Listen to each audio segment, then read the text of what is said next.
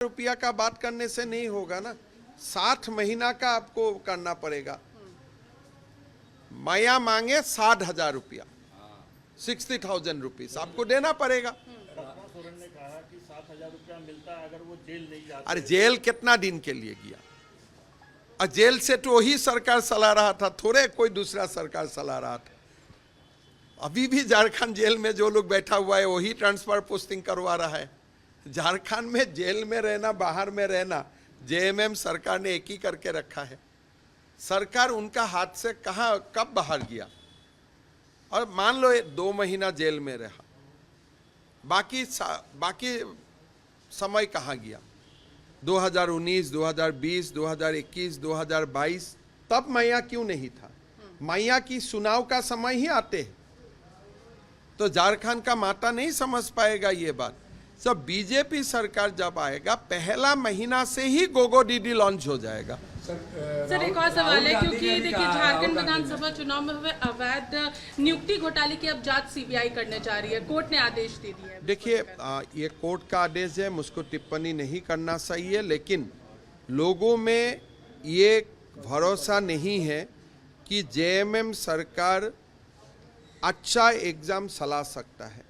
अभी भी लोगों का मन में टूट आता है कि जो एग्जाम हो गया था वो भी एग्जाम कितना शुद्ध रूप से हुआ है, उसका ऊपर भी युवाओं का मन में प्रश्न है।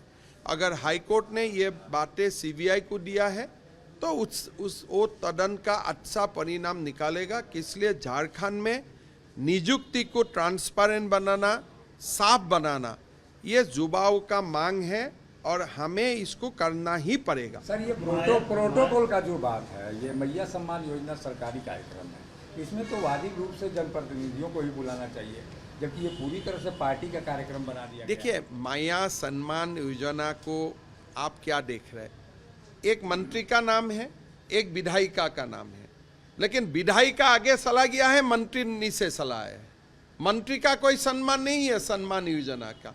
तो इसीलिए मेरा नहीं लगता है कि ये मैया सम्मान योजना है, एक व्यक्ति विशेष का सम्मान योजना चल रहा है। इसलिए मंत्री ऊपर जाएगा कि विधायिका ऊपर जाएगा, लेकिन यात्रा में तो मंत्री महोदया बेबी देवी को तो कोई देख ही नहीं रहा है।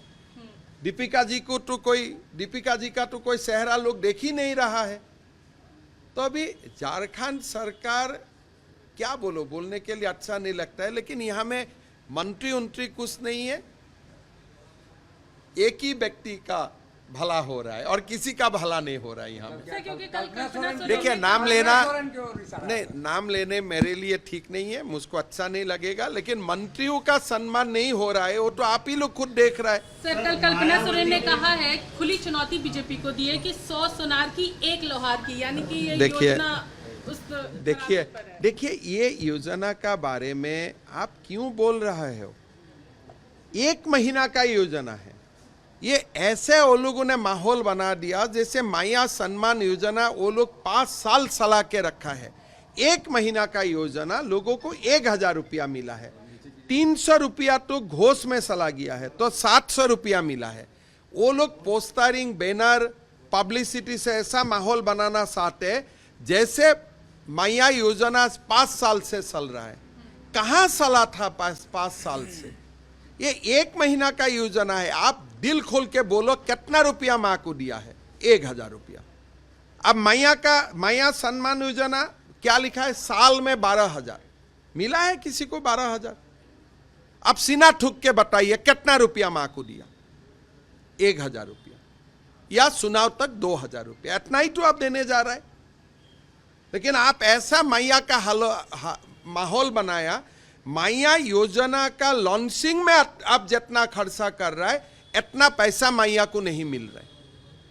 एक सभा में खाना बनाना, लोगों को लाना, 2 लाख के लिए आप खाना बनाते हो, मीटिंग में आता है 50,000, 1.5 लाख खाना आप फेंक देते हो। फिर वही खाना खा के कोई गाय भी मर गया है, आपको खबर भी होगा। तो इसीलिए मैं पूछना चाहता हूं, मैया योजना का लॉन्चिंग के लिए आपने जितना पैसा खर्चा किया, कम से कम वो तो मैया को दे दो बैंक अकाउंट में। 1,000 रुपया का स्कीम को लेके 1 महीना 1,000, ये स्कीम को लेके दोनों ऐसा धंधुरा पीट रहा है कि आपने लाखों रुपया माँ का अकाउंट में जमा कर दिया है। भाई आप कुछ तो शर्म होना चाहिए व्यक्ति का जीवन में। ठीक है सर मायावती ने राहुल गांधी और को जो है SC और OBC आरक्षण को लेकर के लगाया है और कहा है कि जो सत्ता में लोग हैं तब तक इनको ध्यान नहीं आया। देखिए, राहुल गांधी ने साफ बोल दिया है कि हम आरक्षण खत्म करूंगा। विदेश का भूमि में वो बोल के आया है कि देश में ST SC OBC रिजर्वेशन हम लोग खत्म कर दूंगा थोड़ी साल का बाद। ये ऑन रिकॉर्ड है। राहुल जी को इसका जवाब देना चाहिए। मायावती ने इसी पर ट्वीट किया है कि देखिए, मायावती जी ने जो बताया होगा, लेकिन मैं मायावती जी का बात नहीं बोल रहा हूं। मैं भारत का एक नागरिक का बात बोल रहा हूं। क्या आप सचमुच आरक्षण खत्म करने जा रहा है क्या? थोड़ा आप खुल के, जो अमेरिका में बता के आया है, ये सेम बात आप भारत भूमि में भी बताइए।